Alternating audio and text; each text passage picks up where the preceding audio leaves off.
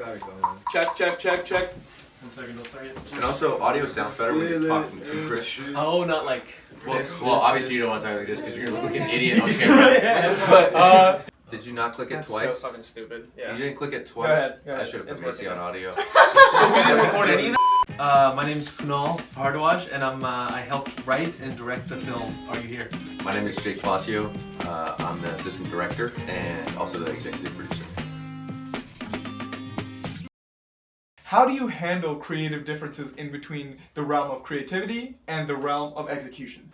A lot of the times it falls like there's a creative goal and like I have to make it happen no matter what. There's a lot of compromises that we could make based on budget, based on time, based on people's willingness to do it. But I think a lot of those compromises are kind of smushed out and it's like, okay, we want to shoot at the top of a mountain and shoot a sunrise scene and hike up at 4 a.m. Like most people would be like, yeah, no way.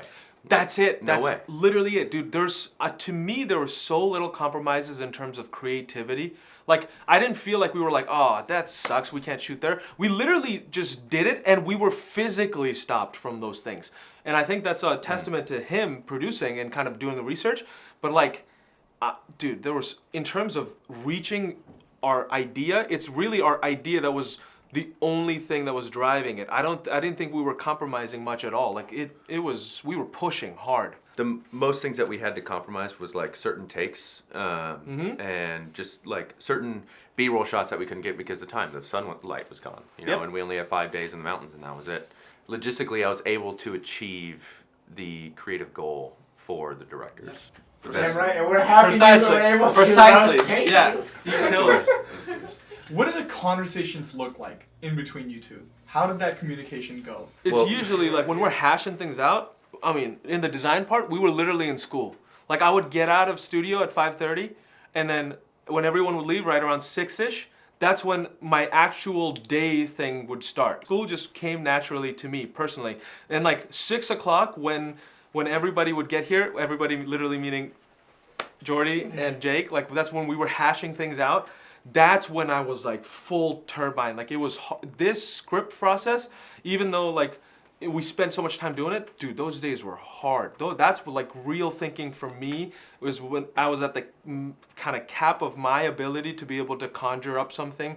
It was hard. It was hard coming up with those ideas.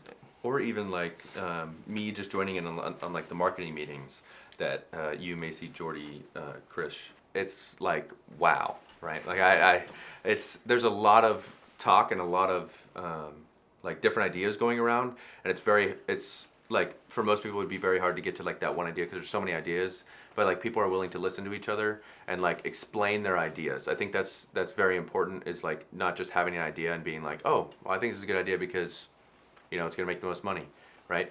But more like, why is that idea important, you know? And I think that Kunal asks why a lot. So yeah, I think that's great. Yeah, dude, not many compromises, man. Like it's Yeah. we argue between differences, but we don't have to remind much the goal of the thing. I feel like everyone kind of got it. But yeah, dude, we're hungry. Yeah, and I think that's the driving factor for how other people see successful people is like hungry, right? And like accepting failure and accepting learning like processes on how to build, how to grow. I love that. Like hungry is such a great way to describe it. But there's also times where you got to take a step back and just handle the failures. I mean, is there any specific situation that you can realize is an example of that? Is an example of you stepping back to improve?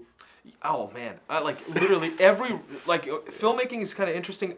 It's not. I fell in love with this because it's so different compared to the other realms of making things. To me, it felt like it was so much out of our control because we were learning so much at the same time that you had to really respond and be proactive about the story becoming something that you may not have originally kind of intended for. But again, you trust in others and you trust in your ability to be able to execute and have people that will see it through even if the idea kind of morphs. That failure, to me, let it kind of simmer. Just let it exist. See it through, put your work in, but that's how life works. It's just you don't know a lot of the potential, and it closes and opens and closes and opens. And then when it's shown to everybody else, that's when the door closes. And that's when you finish the project. See, like, to me, that's where success is going to eventually be, is when we share this with other people. But up until that point, dude, it's chaos. It's just chaos. It's a mess. It's less chaos, and then eventually, when you do the next step, it's chaos. Just, again, the paint goes on the canvas. Yeah, I mean, even since being done shooting, like, okay, that's a wrap shooting. And it's like, we're still at 110%. Yeah. We just, our focus switched into marketing. Yeah. And that's what we're doing here. And then marketing, you're like, what is marketing? And then, and then Yeah. you've never marketed a film before. Yeah, And you're anything like, before. It didn't happen. there you go. Yeah. Yeah, and then like the premiere, like the logistics of the premiere, having to figure that out while still filming and like reaching out to a bunch of theaters, seeing who wanted to help us show this film to, you know, the people that are invested in it and are interested in it. We have no credibility. We have no Zero. film. We have just we just shot a bunch of things. Yeah, it's We've been very fortunate that just enough people have believed in us to where we actually were able to figure it out. thank you, Varsity Theater. For Yeah. Varsity Theater. Shout out to you. Shout out Varsity Shout out, Theater. Paul. Yeah, get Paul's Paul the in. man. How okay is it to eventually stray away from your original idea of what the story is? Because that is what the script does. It's the first step. It's the biggest, most general, and most biggest understanding of this storytelling process, because that's the goal. The goal is telling a story. To me, every ounce of change that has happened proves how important the script is. I don't think you can go about it at a professional level.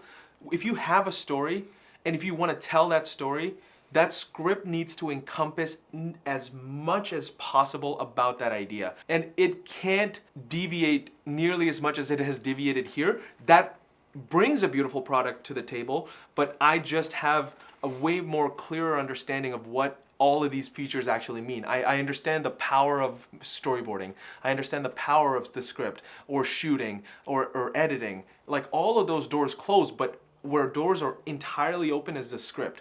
And so when changes come to the script, I learn about the power of the script. But it's not that I learned that the script is not as valuable as we thought it was. It's more valuable than we thought it was.